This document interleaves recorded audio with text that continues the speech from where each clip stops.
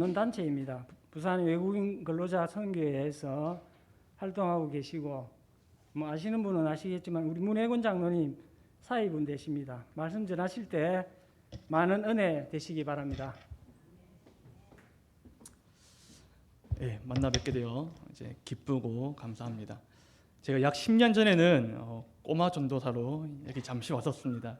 기억나실 분들이 있을지 모르겠지만 결혼하고 이 자리에서 제가 간단하게 찬양을 불렀던 적이 엊그제 같은데, 시간이 많이 지나서 또 이렇게 말씀으로 함께 교제 나눌 수 있게 되어 참으로 기쁘고 감사합니다.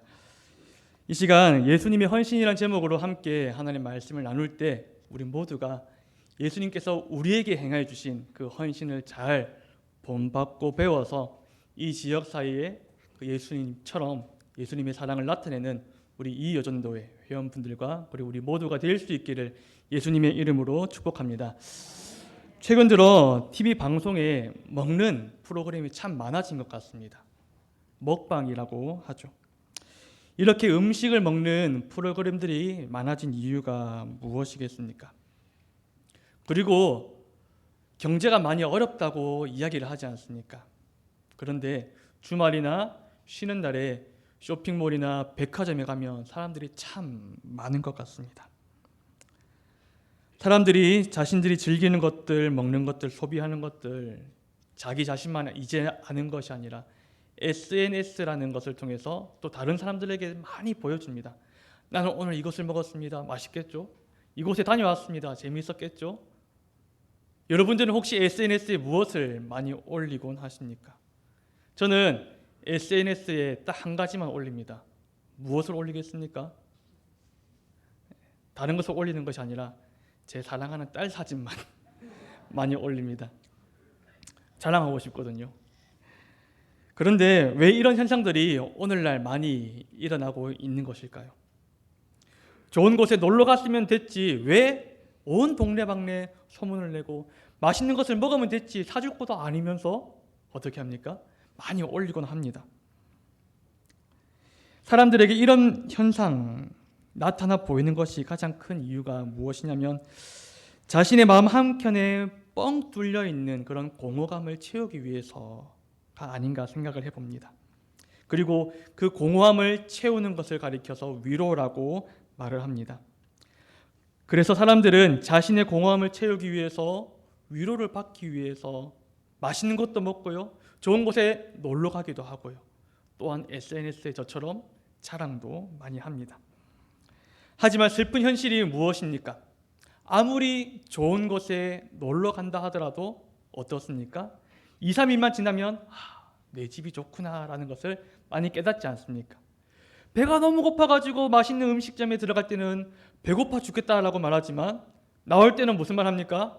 배불러 죽겠네 라고 이런 말을 하곤 합니다. 즉 슬픈 현실은 이 세상에는 내가 가지고 있는, 내가 느끼고 있는 그 공허함을 채울 수 있는 것이 하나도 없다는 겁니다. 나에게 위로를 줄 수 있는 것, 진정한 위로를 줄 수 있는 것이 단 한 가지도 없다는 것입니다. 그래서 솔로몬은 전도서 4장 1절에 이렇게 말합니다. 내가 다시 해 아래에서 행하는 모든 학대를 살펴보았도다. 보라, 학대받는 자들의 눈물이로다. 그들에게는 위로자가 없도다. 그들을 학대하는 자들의 손에는 권세가 있으나 그들에게는 참된 위로자가 없도다 라고 지혜자 솔로몬은 우리에게 말을 합니다.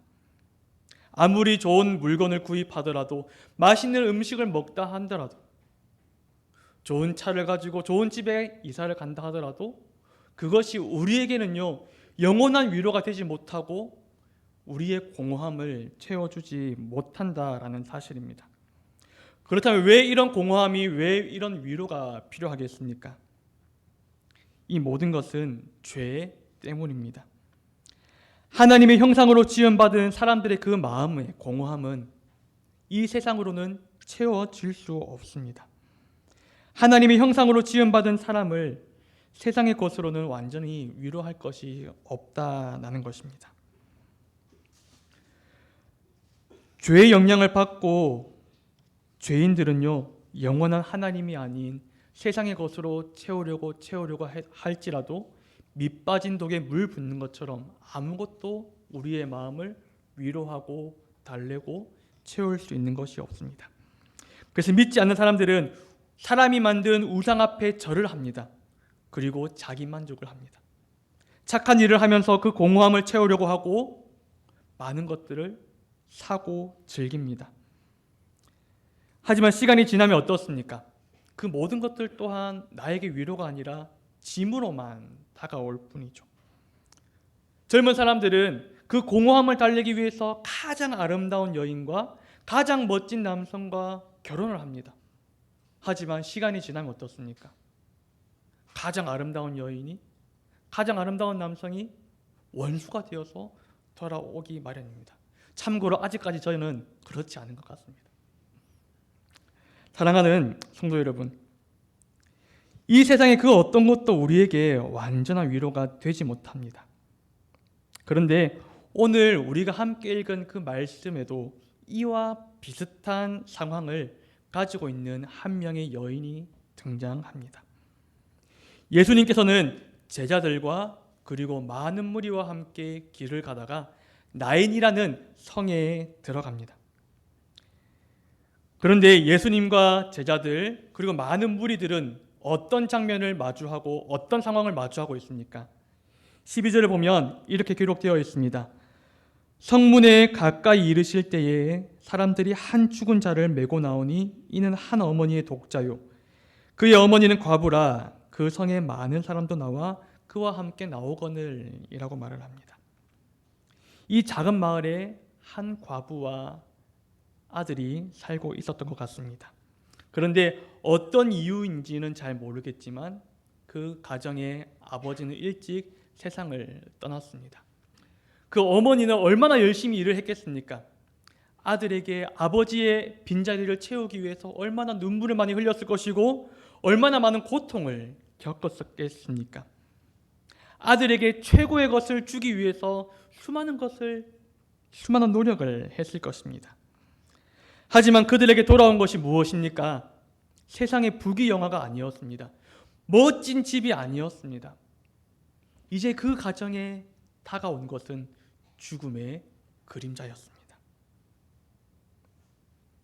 아들이 죽음으로 인해서 싸늘한 시신이 되었고 이제 그 아들을 마지막 하관하려고 하는 그때 예수님이 그 장소 가운데 그 상황 가운데 찾아와 주셨습니다.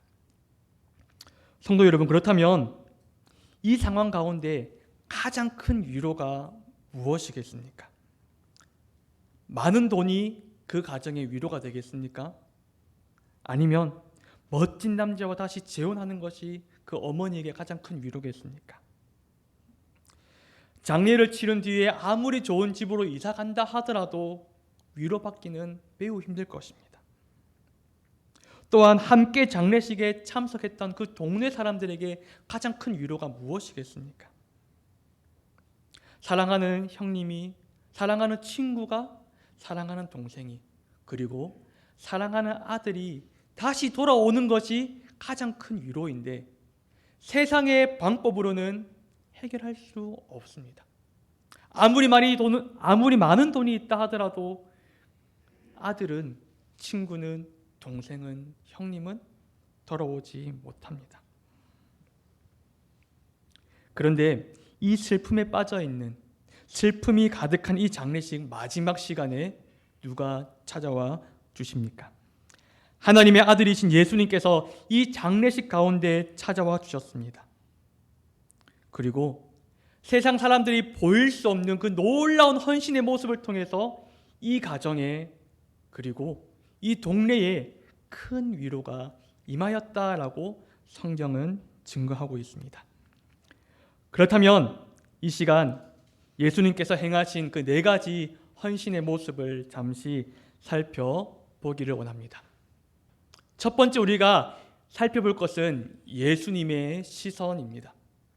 예수님은 자신을 따라오는 수많은 무리를 보시지 않았어요. 목숨을 다해서 자신을 따라오는 제자에게 시선을 두지 않았습니다. 예수님의 시선은 어디에 고정되어 있습니까? 예수님의 두 눈은 어디에 초점이 맞추어져 있으니까. 13절 초반절을 보면 주님께서는 과부를 보셨다라고 성경은 증거하고 있습니다. 성도 여러분, 사람들이 살아가면서 무엇을 보든지는 참 중요합니다. 참고로 저희 아들은 홈플러스의 시장 보러 가면 늘 보는 게 있습니다. 그것이 무엇일까요? 장난감 코너 가면 눈을 못 뗍니다. 항상 아빠 잠시만요, 조금만 더 보고 가요. 늘 장난감에 시선을 떼지 못하고 장난감을 보고 있습니다. 왜냐하면 그만큼 자기가 그 장난감에 관심이 있기 때문이죠. 그렇다면 예수님의 시선은 자신을 따라오는 그 사람들에게 시선을 주지 않았어요. 제자들에게 시선을 주지 않았습니다. 어떻게 보면 자신을 따라오는 그 사람들에게 조금만 더 시선을 준다면 이 사람들이 더 잘 따라오지 않겠습니까? 하지만 예수님의 시선은요, 자신을 따라오는 사람이 아니라 자신이 좋아서 따라오는 사람이 아니라 위로가 필요한 그 가정, 특별히 눈물을 흘리고 있고 비통에 빠져 있는 그 한 명의 그 여인에게 자신의 시선을 두고 있다는 것입니다. 그렇습니다.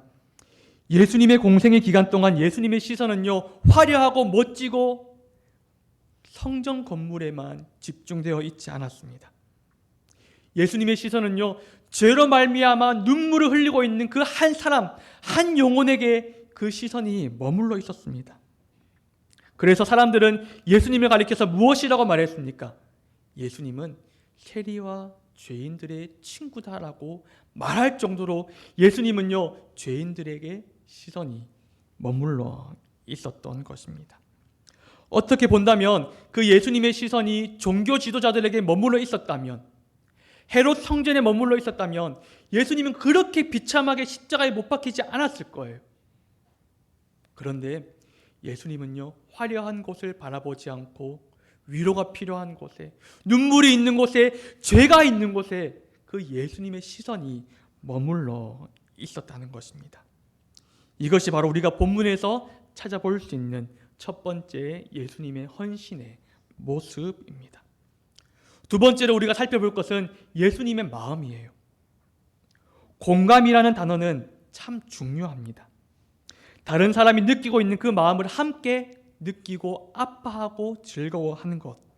그래서 로마서 12장 15절에서는 즐거워하는 자들과 함께 즐거워하고 우는 자들과 함께 울라라고 우리에게 명령하지 않습니까? 그렇다면 본문에서 예수님의 마음은 어떠했겠습니까?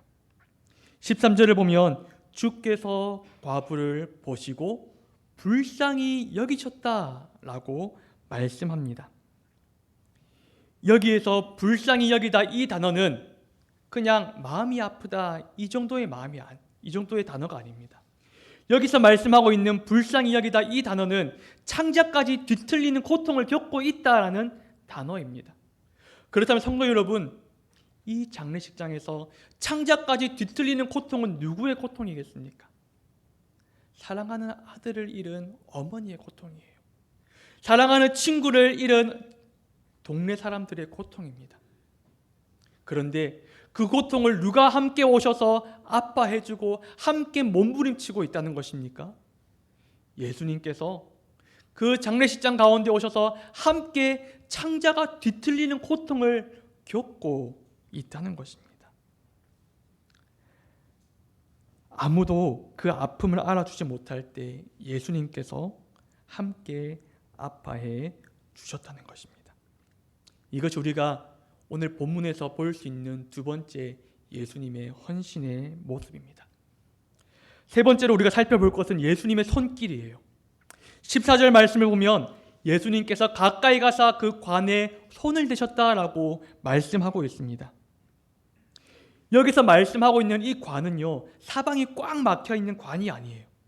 여기서 말하고 있는 관은 시체가 훤히 다 보일 정도로 그냥 들것에 시체가 있는 그것을 가리켜서 관이라고 말하고 있습니다. 예수님의 손길은요, 그렇다면 어디에 머물러 있습니까? 그 시체가 있는 관, 사람들이 다 볼 수 있는 부정하다고 말할 수 있는 그 관에 예수님의 손길이 놓여져 있다는 것입니다. 당시 유대인들의 정결법상으로 보면 예수님께서 부정한 일을 행하셨다면 모든 사람들이 예수님을 떠날 수도 있습니다. 예수님을 욕할 수도 있는 그런 행동이었다는 거예요. 하지만 그럼에도 불구하고 예수님의 손길은요, 위로가 필요한 그곳에 손길이 머물러 있다는 것입니다. 자신을 따라오는 사람들을 바라보지 않고 눈치를 살피지 않고 자신에게 어떤 유익이 있는지 없는지 계산기를 예수님은 두드리지 않고 그저 죄가 있는 곳에, 위로가 필요한 곳에 그 예수님의 손길이 머물러 계신다는 것입니다. 이것이 오늘 우리가 볼 수 있는 세 번째 예수님의 헌신의 모습입니다. 네 번째로 살펴볼 것은 예수님의 말씀입니다. 14절입니다. 청년아, 내가 내게 말하노니 일어나라 하시매.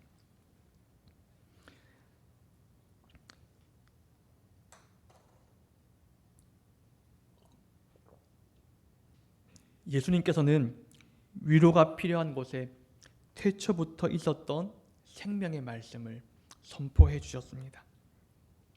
온 세상을 창조하셨던 그 능력의 말씀을 그 장례식장 가운데 선포해 주셨습니다. 찬송가 20장 3절과 4절에 이렇습니다. 온 천지 창조하시던 그 말씀 힘 있어 영원히 변치 않는 줄 나 믿사옵니다. 그 온유하신 주음성 날 불러주시고 그 품에 품어주시니 나 찬송합니다. 자신을 따라오는 많은 사람들을 격려하기보다는 예수님의 그 말씀은요, 위로가 필요한 곳에, 죄가 있는 곳에 능력의 말씀을 선포해 주셨습니다. 상황과 필요에 따른 달콤한 말이 아니었습니다. 생명 있는 능력의 말씀을 예수님은 그 장례식장 가운데 선포해 주셨습니다. 이것이 바로 우리가 본문에서 엿볼 수 있는 네 번째 예수님의 헌신의 모습입니다. 그러자 어떤 일이 일어났습니까? 15절입니다. 죽었던 자가 일어나고 앉고 말도 하거늘 예수께서 그를 어머니에게 주시니.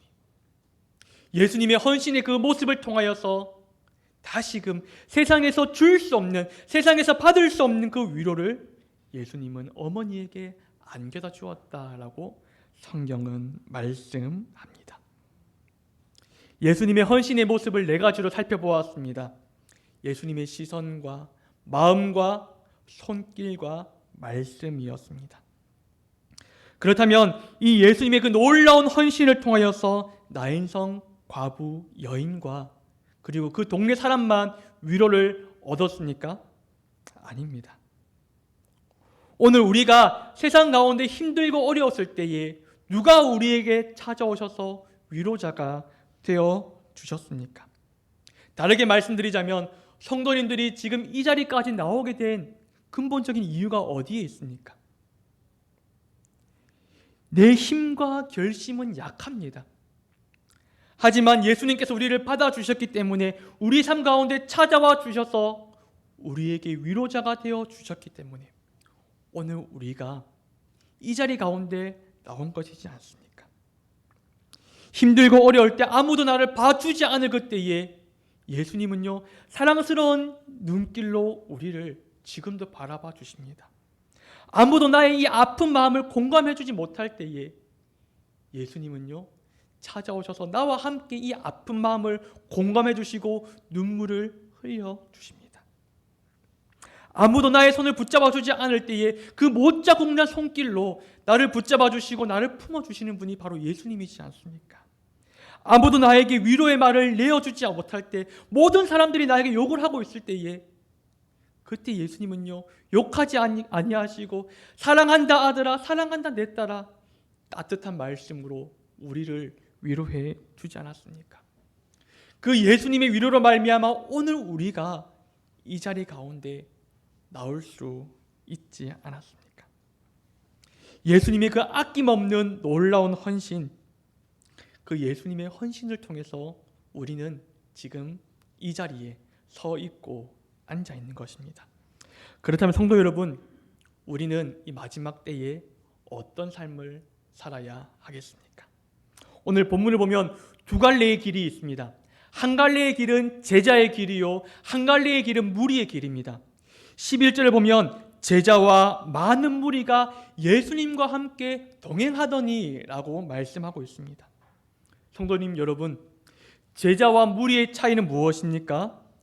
제자들은 목숨을 걸며 스승이 했던 그 모든 것을 가르침을 받고 따라 살려고 발버둥 치는 사람들이 제자입니다.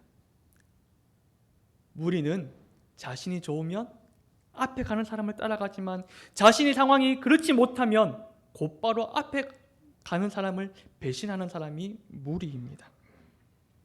그렇다면 오늘 성도님들은 예수님을 그냥 좋아서 따르는 무리입니까? 아니면 나에게 유익이 있든지 없든지, 상황이 좋든지 못하든지 목숨을 걸면서 예수님을 따르는 제자입니까? 무리는 자신이 보고 싶은 것만 봅니다. 무리는 자신이 쏟고 싶은 것에만 마음을 쏟습니다. 무리는 좋은 것, 귀한 것만 만집니다. 무리는 자신이 좋을 때는 기쁘고 즐겁고 긍정의 말을 합니다. 하지만 기분이 좋지 못하면 오만 욕설이 다 나옵니다. 하지만 제자는 어떻습니까? 자신에게 이익이 되든지 그렇지 못하든지 스승의 시선이 있는 곳에 제자의 시선이 고정되어 있습니다.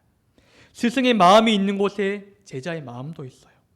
스승의 손길이 닿은 그곳에 제자의 손길도 닿아 있습니다. 스승이 말하는 그것을 똑같이 제자는 말을 하고 있습니까? 그렇다면 다시 한번 묻겠습니다. 우리는 예수님을 좋아서 따르는 무리입니까? 아니면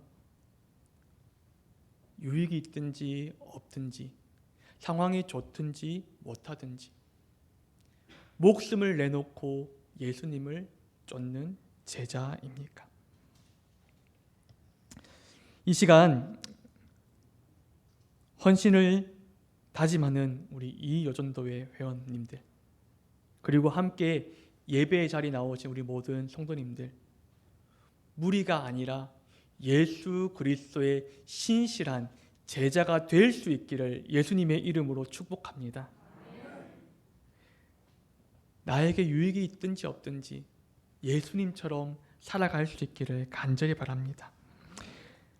예수님께서 머무신 그 시선에 우리의 시선이, 예수님의 마음이 있는 그곳에 우리의 마음이, 예수님의 손길이 닿아 있는 그곳에 우리의 손길이, 예수님께서 말씀하시고 있는 그 말씀을 우리의 말이 될 수 있기를 예수님의 이름으로 간절히 바랍니다. 그리하여 주님 다시 오실 때까지 예수님의 헌신을 본받고자 노력하는 우리 이여전도회 성도님들과 그리고 이 자리에 함께하는 우리 모든 주의 백성들을 통하여서 우리 축복로 교회가 하늘의 별과 그리고 바닷가의 모래처럼 그런 창성하는 그런 멋진 교회가 될 수 있기를 예수님의 이름으로 축복합니다. 아멘. 이 시간 잠시 사역복을 하면서 마무리하면 좋겠습니다. 제가 준비한 화면이 있는데 약간 무거운 분위기를 깨기 위해서 약간 코믹한 그런 영상을 준비했습니다. 함께 봐주시면 좋겠습니다. 네, 소리 좀 켜주시면 감사드리겠습니다.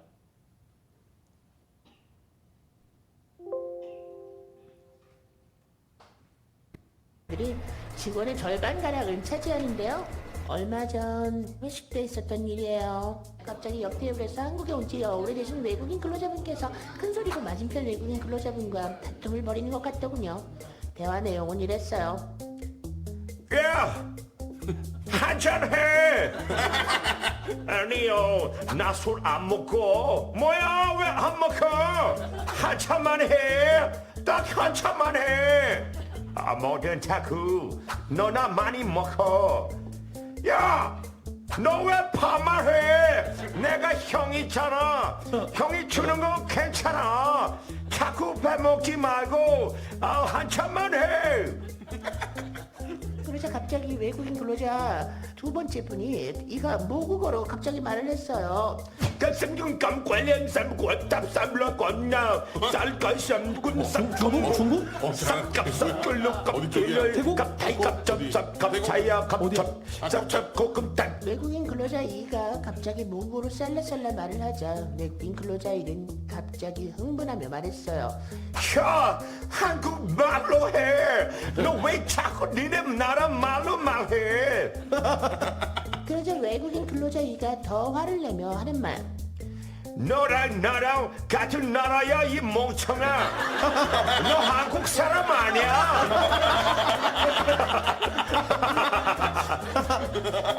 그 말에 주위 사람들이 막 웃자 외국인 근로자 일이 하는 말.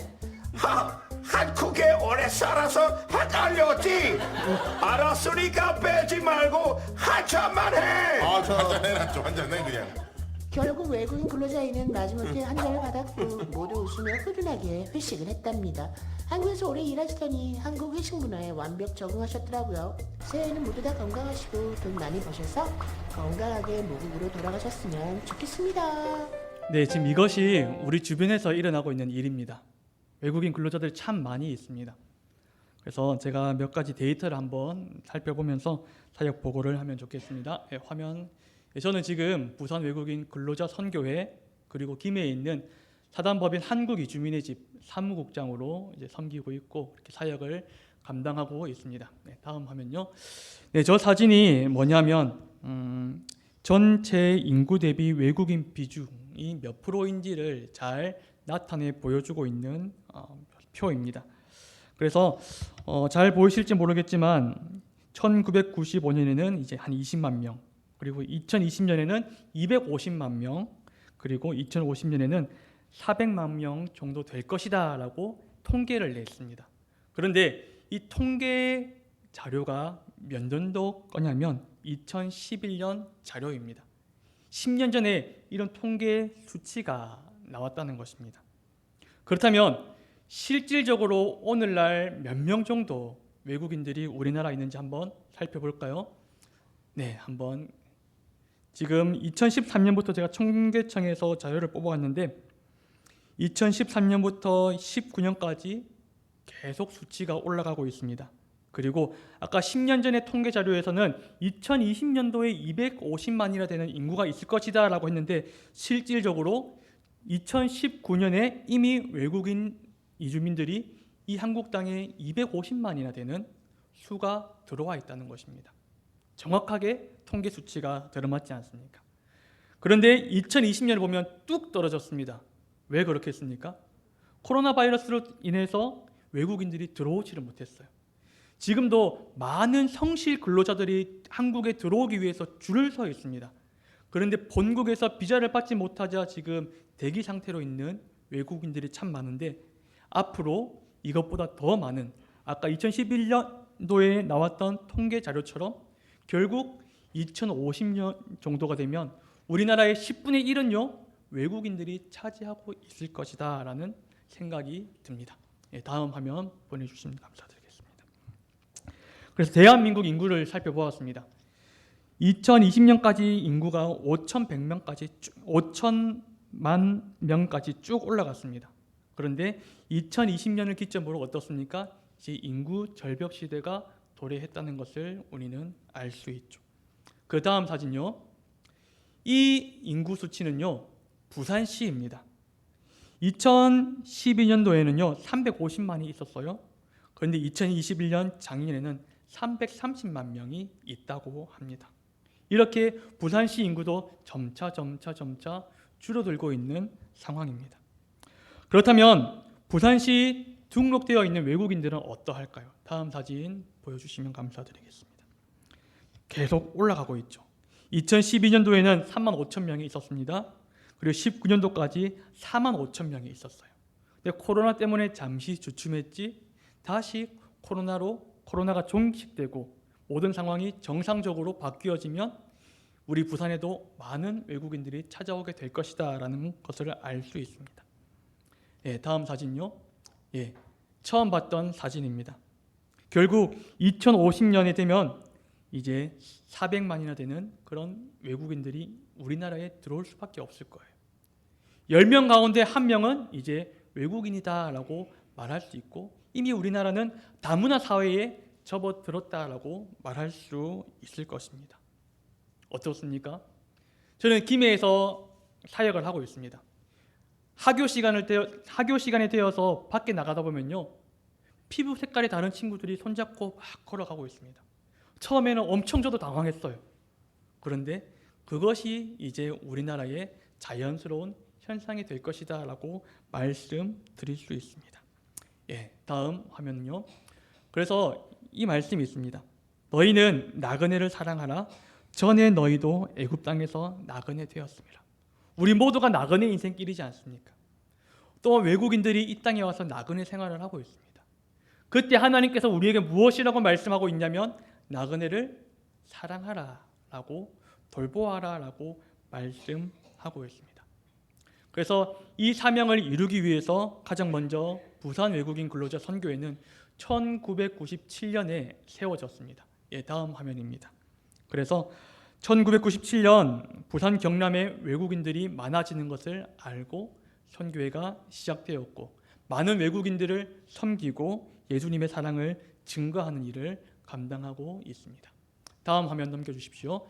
그래서 지금 우리 선교회가 어떤 일을 하고 있냐면 첫 번째로는 로뎀 쉼터 운영을 하고 있습니다. 이 로뎀 쉼터가 무엇이냐면 쉽게 말해서 불법 체류자인 외국인들, 그리고 등록되어 있는 외국인들, 그리고 유학생들을 이제 받아서 기숙사로 사용하고 있습니다. 그래서 주중에는 한 5명에서 7명 안팎의 외국인들이 여기서 기거하고 있고요. 주말 되면 한 10명 넘게, 왜냐하면 양산이라든지 그리고 김해라든지 다양한 지역에 있는 크리스천들이 모여서 함께 생활하고 있습니다. 예, 다음 화면요. 그리고 그 기숙사 밑에 인도네시아 교회 예배당이 있습니다. 그 예배당에서 인도네시아 근로자들과 유학생들이 함께 모여서 예배를 드리고 있습니다. 그래서 저희 선교회에서 이 로뎀 쉼터와 인도네시아 교회를 운영하고 있습니다. 다음요. 그리고 부산시라든지 또한 교회라든지 다양한 기업들에서 후원 물품을 전달합니다. 그렇다면 저는 그 물품을 받아서 이제 다문화 가정이라든지 쉼터라든지 외국인 근로자들에게 그 후원 물품을 전달하고 있습니다. 다음요. 그리고 등록, 미등록 외국인들 병원 진료를 함께 가서 봐주고 있습니다. 제가 한 가지 문제를 드려볼까요? 불법 체류자들은 병원 진료를 받을 수 있겠습니까? 없겠습니까? 없다고 생각하시는데 다 정상적으로 받을 수 있습니다. 문제가 되는 게 있어요. 무엇일까요? 돈입니다. 우리가요 병원에서 진료받는 게 얼마나 큰 혜택인지 몰라요. 우리가 내는 국민건강보험에서 돈을 엄청 많이 대주고 있어요. 그런데 미등록 외국인들은 그 혜택을 받지 못하고 전액을 다 지불합니다. 그래서 어떤 친구가 근육통이 와서 엑스레이를 찍었습니다. 그래서 진료를 받고 약을 탔어요. 돈이 한 5만 원 넘게 나오더라고요. 보험비를 청구받지 못하죠. 그래서 이런 부분들을 제가 이제 크리스찬 병원이라든지 그런 병원을 직접 찾아가서 이제 제 이름으로 진료를 달아놓고 그 친구가 진료를 대신 보고 제 이름으로 약을 타서 그 친구에게 전달을 하고 있습니다. 그리고 임금체불 및 비자 관련 상담을 하고 있어요. 여기서 뭐 공장의 사장님들이 계실지 없을지는 모르겠지만 공장 사장님들이랑 열심히 싸우고 있습니다. 사장님 왜 돈 안 주세요? 빨리 돈 주세요. 그럼 사장님도 우리도 힘들고 어렵단 말이에요. 그래요. 그래도 좀 챙겨주세요라고 제가 그렇게 싸우고 있습니다. 그리고 한국 생활과 관련된 각종 문제를 상담하고 이제 해결책을 또 마련하고 있는 일을 하고 있습니다. 다음 화면 넘겨주실래요? 그리고 두 번째로는 제가 섬기고 있는 사단법인 한국 이주민의 집입니다. 이 한국 이주민의 집은요 2005년에 네팔에서 귀화하신 수베디 여거라즈 목사님이 있어요. 그 목사님이 김해 이주민 선교교회를 세웠고 이 교회를 시작으로 지금 법인 단체가 세워져서 각종 다양한 일을 감당하고 있습니다. 다음요. 그래서 이 단체는 어떤 단체냐면 우리나라의 선진 기술을 외국인 근로자들에게 교육시키는 역할을 하고 있습니다. 저희 나라도 이만큼 경제가 성장할 수 있었던 원동력이 다른 선진국들의 기술을 받아와서 그 기술을 통해서 이렇게 성장하지 않았습니까? 이 단체도 외국인 근로자들이 돈만 벌어서 가는 것이 아니라 각종 교육을 통해서 본국에 가서 자립할 수 있도록 그렇게 브릿지 역할을 하고 있습니다. 그리고 공익법인 기존 지정기부금 단체로 지정이 되었습니다. 그래서 개인이나 기업에게도 기부금 영수증을 발급할 수 있는 단체입니다. 그래서 혹시 기업을 운영하고 계신 분들이 있다면 저희 단체에 기부금 영수증을 끊어줄 수 있으니까 그렇게 많은 후원해 주시면 감사드리겠습니다. 다음요. 그래서 크게 세 가지 사업을 하고 있습니다. 첫 번째로는 법무부 사업인데 사회통합 프로그램이에요. 이것은 우리 단체에 좀 와주십시오가 아니라 우리가 이런 강좌를 열면 외국인들이 알아서 저희 단체에 찾아옵니다. 그래서 이들이 비자를 변경하거나 또 한국에서 여러 가지 생활을 할 때에 필요한 수업이 바로 이 사회통합 프로그램인데 0단계부터 5단계까지 각 단계마다 100시간을 교육을 합니다. 그러면 0단계부터 5단계까지 총 몇 시간을 수업받게 되죠? 600시간이에요. 600시간. 600시간을 만나서 교육을 합니다. 그러면 웬만한 외국인들은요, 나중에 가장 마지막 시간에 복음을 듣고 영접할 수 있는 기회가 엄청 커지게 되는 거죠. 외국에 나가서 우리가 아무리 선교를 하더라도 제가 선교사님들을 부인하는 건 아니에요. 그런 것보다 훨씬 더 효율적으로 우리는 국내에 있는 이주민들을 섬기면서 복음을 전할 수 있다는 것이죠. 그리고 세상적인 말로 말하자면 센터에 있는 관리자가 갑이에요. 그리고 교육 들으러 오는 사람이 을이에요. 그러면 이들은 저희들에게 잘 보이기 위해서 오만 수단과 방법을 가리지 않습니다. 그러면 저희들은 역으로 예수님의 헌신을 보여주면서 더 잘 섬겨요. 그렇다면 이들도 우리의 사랑을 받고 감동이 되어 결국 5단계 될 때쯤에는 마음 문을 열고 예수님을 받아들이는 확률이 엄청나게 커진다는 것이죠. 두 번째로는요, 그 다음요, 조기 적응 프로그램을 하고 있습니다. 마찬가지로 국내에서 단기 비자로 들어와서 장기 비자로 바꾸려고 할 때에 반드시 이 수업을 들어야 돼요. 그래서 마찬가지로 우리가 이 수업을 개설합니다라고 하면 알아서 외국인들이 전국 각지에서 와서 수업을 듣습니다. 그럼 저희들은 어떻게 해요? 예수님의 헌신의 모습을 보여주는 거예요. 가장 좋은 곳을 대접하고 가장 좋은 곳을 선물해 드립니다. 그리고 제 연락처를 알려드려서 혹시 도움이 필요한 것이 있으면 연락 주십시오라고 하면 병원을 연결해 주기도 하고 다양한 도움을 주기도 합니다. 이렇게 우리가 법무부에서 위탁을 받아서 이런 프로그램들을 하고 있습니다. 두 번째로는 어떤 사업을 하고 있냐면 경상남 도청을 지원을 받아서 외국인 주민 자국 기념일 행사를 하고 있어요. 지금은 네팔 주민 상대를 위주로 이런 사업을 하고 있는데 경남이라든지 이쪽 김해, 부산 지역에 네팔 공동체가 한 10개가 있어요. 예를 들어서 우리나라의 경상도, 경상북도, 전라남도, 전라북도 이런 지역이 있듯이 네팔에도 이런 지역의 단체들이 이 땅에 와서 생활하고 있습니다. 그리고 그들이 각 지자체에서 단체를 만들어서 이렇게 활동하고 있는데 1년에 한 번 저희 단체를 통해서 함께 모여서 소통도 하고 화합도 하고 여러 가지 문화 행사를 하고 있습니다. 그래서 저 사진이 네팔에 있는 한 지역 단체 공동체의 모습입니다. 다음 사진요. 이렇게 춤을 추면서 그렇게 자기 지역에 있는 춤과 문화들을 보여주고 있고요. 다음 사진요. 네, 마찬가지입니다. 그리고 우리가 세 번째로 어떤 사업을 하고 있냐면 김해 시청에서 지원을 받아서 사업을 하고 있는데 첫 번째로는 자동차 정비 기술 교육을 하고 있습니다. 아직까지도 네팔 지역은요, 옛날 우리나라 60년대와 70년대 비슷합니다. 특별한 면허증이 없더라도 기술만 가지고 있으면 충분히 먹고 살 수 있을 정도입니다.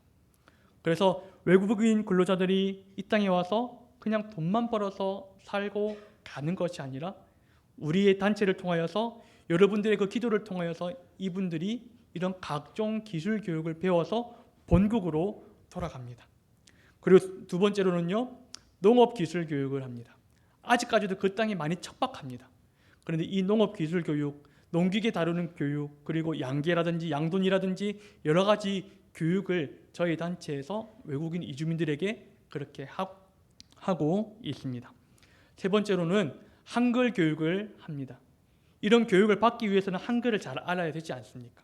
그리고 한국에 정착하여서 살아가는 많은 사람들에게 한국어 회화도 함께 가르치고 있습니다. 그리고 네 번째로는 바리스타 및 제과 제빵 교육도 실시하고 있습니다. 왜냐하면 이주 여성들 같은 경우는 카페에 취업을 많이 해요. 그렇다면 여기에서 교육을 받고 조금이라도 기술을 알아야지만이 알바를 할 수 있거든요. 아르바이트 할 수 있게끔 저희들이 돕고 있다는 것입니다. 이렇게 여러분들의 기도와 여러분들의 성도님들의 후원을 통해서 이런 놀라운 일이 지금도 많이 일어나고 있습니다. 제가 앞에서 교회에 있을 때는요, 저도 이제 코로나 시기가 시작된 다음에 사임을 하였고 이 사역을 시작했는데 할 수 있는 일들이 별로 없더라고요. 그런데 밖에 막상 나와 보니까 외국인들이 넘쳐나고 이렇게 외국인들을 섬길 수 있는 기회들이 너무나 많이 있더라고요. 그래서 성도님들의 기도가 지금도 이런 열매를 맺고 있다. 성도님들의 그 눈물의 헌신이 지금도 이렇게 열매를 맺고 있다는 것을 기억해 주시면 감사드리겠습니다. 마지막으로 제가 한 가지 간증을 하고 마치면 좋겠습니다. 이 간증이라 하면 제 자랑이 아니라 나를 통해서 하나님께서 어떤 역사를 일으켜 주셨는지를 제가 잠시 이야기해 드리겠습니다. 좀 전에 제가 말씀드렸듯이 저는 10년 정도 교회라는 울타리 안에서 사역을 했어요. 교회가 주는 사례금 받고 교회가 주는 운영비 받아가면서 안전하게 그렇게 사역을 했습니다. 그런데 막상 이제 현장에 나와 보니까 상황이 녹록치가 않은 거예요. 단체 대표 목사님께서 저를 부르실 때 이 목사 사례금은 얼마 정도 받노? 이만큼 받습니다. 그럼 그 정도 채워줄 수 있다라고 말씀하시더라고요.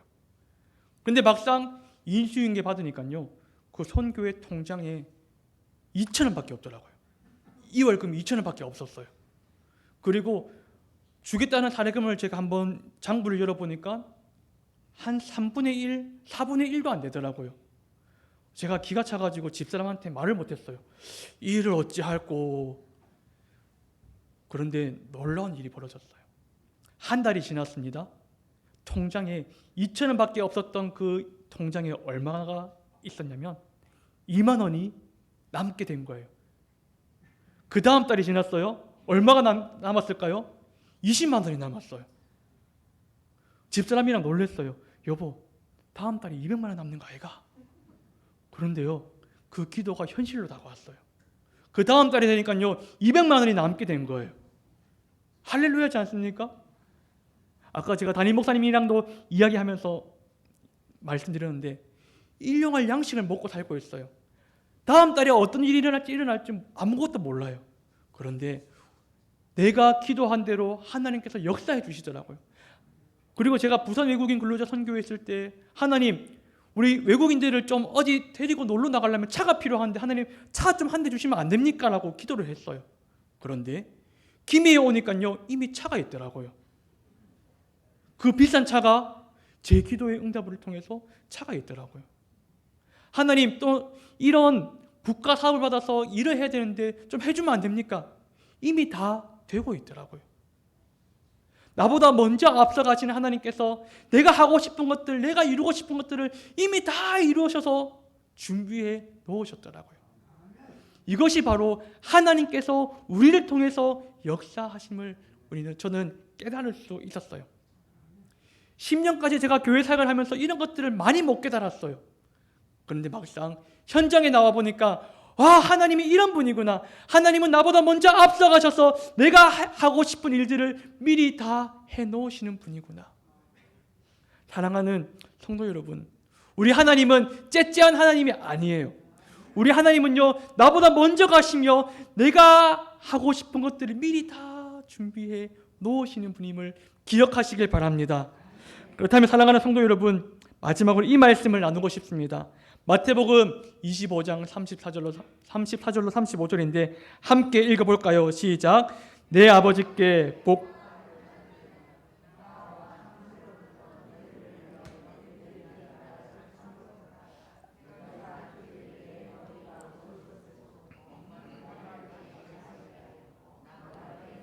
영접하였고라고 말씀하고 있습니다.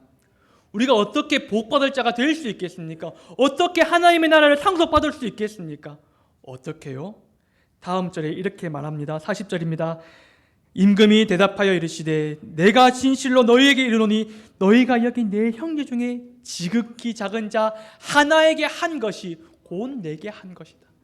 지극히 작은 자 한 명에게 내가 사랑을 베풀고 예수님의 헌신의 모습을 보였을 때에 우리는 복받을 자가 될 것이고 우리는 하나님의 나라를 상속받을 자가 된다는 것입니다.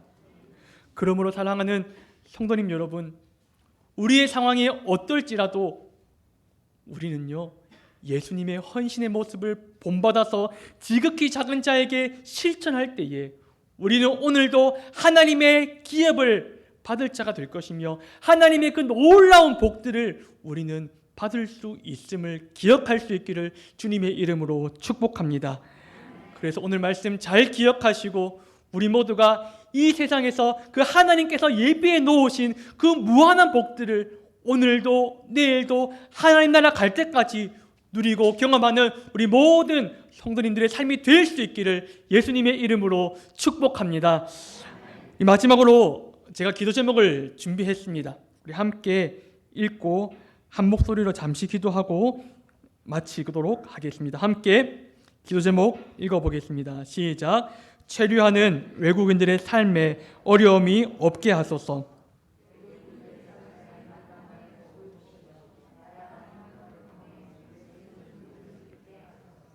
모든 국민들이 잘못된 선입견을 버리고 외국인들을 예수님의 사랑으로 섬길 수 있게 하소서. 외국인들을 섬기는 일에 부족함이 없도록 필요에 따라 채워주소서. 외국인을 섬기는 모든 자들에게 은혜를 다하여 주소서. 이 시간 함께 이 기도 제목을 붙들고 합심하여 기도하도록 하겠습니다. 함께 기도합시다. 사랑해 주님 감사합니다. 오늘 이 시간 특별히 함께 모여서 이 귀한 말씀을 나누었고 귀한 사역들을 나누었습니다. 하나님 그렇습니다. 오늘날 이 시대 가운데에 이 시간 가운데에 많은 외국인들을 하나님 우리나라에 보내주시니 너무나 감사드립니다. 하나님 우리가 저들을 위해서 할 것은 다른 것이 아니라 예수님께서 우리에게 보여주셨던 그 헌신의 모습을 우리가 이제 보여주어야 하겠습니다. 하나님 그러나 아직도 사탄 마귀는 교활하여서 많은 선입견들을 우리에게 제시하면서 외국인들을 멀리하라고 말하고 있습니다. 하나님 그러나 그 모든 선입견들이 그 모든 정치적인 성향들이 예수 그리스도의 십자가를 통하여서 무너지게 하시고 없어지게 하여 주시옵소서. 그리하여 예수님께서 우리에게 보여주셨던 그 모든 헌신의 모습들이 우리 축복학교회 성도님들을 통하여서 이 땅에 나그네 되어 있는 모든 외국인들에게 보여질 수 있도록 도와주시고 인도하여 주시옵소서. 하나님 우리 모든 성도님들이 외국인들을 만날 때에 예수님의 사랑으로 섬길 수 있도록 도와주시고 그 사랑을 받은 모든 외국인들이 예수님을 믿게 해주시고 본국에 돌아가서 그 땅 가운데에 다시 있는 선교사의 사명을 감당할 수 있는 귀한 역사가 있게 하여 주시옵소서. 그리하여 하나님 우리 모든 외국인들을 통하여서 이 전 세계가 다시금 하나님의 나라로 하나님의 뜻을 이루는 귀한 지구가 될 수 있도록 주님 도와주시고 인도하여 주시옵소서. 이 일을 위해서 앞장세워 주시는 우리 담임 목사님 기억해 주시고 날마다 성령으로 충만케 하여 주시옵소서. 그리고 우리 모든 축복로교회 성도님들 하나님 이 일에 합심하여 헌신하고 있습니다. 눈물을 흘리고 있습니다. 기도하고 있습니다. 그 모든 기도가 땅에 떨어지지 아니하고 우리 모두가 열매를 맺고 그 결실을 맺는 귀한 날이 오실 수 있도록 주님 도와주시고 인도하여 주시옵소서. 사랑의 하나님 감사합니다. 오늘도 우리가 함께 이 오후 시간 하나님 말씀을 나누었고 하나님 말씀을 들었습니다. 하나님 오늘 우리의 시선은 무엇을 바라보고 있습니까? 우리의 마음은 무엇을 향하고 있고 우리의 손은 무엇을 붙잡고 있고 우리는 어떤 말을 하고 있는지 함께 시간 반성해 봅니다. 하나님, 이제는 우리의 시선이, 우리의 마음이, 우리의 손길이, 우리의 말이 세상에 있는 것이 아니라 예수님처럼 변화될 수 있도록 도와주시고 인도하여 주옵소서. 그리하여 이 지역 가운데 있는 수많은 영혼들을 섬길 수 있도록 주님 도와주시고 인도하여 주옵소서. 예수님처럼 살고자 다짐하는 우리 모든 이유전도회 회원들에게 복을 내려 주시어서 회원들의 삶을 통하여서 하나님 많은 자들이 위로받고 새 힘을 얻는 귀한 역사가 있게 하여 주시옵소서. 우리 전도회 회원들의 헌신을 통하여서 우리 축복로 교회가 별과 같이 바다의 모래와 같이 창성한 교회가 될 수 있도록 주여 복을 내려 주시옵소서. 감사합니다. 이 모든 말씀 예수 그리스도의 이름으로 간절히 기도드립니다. 아멘.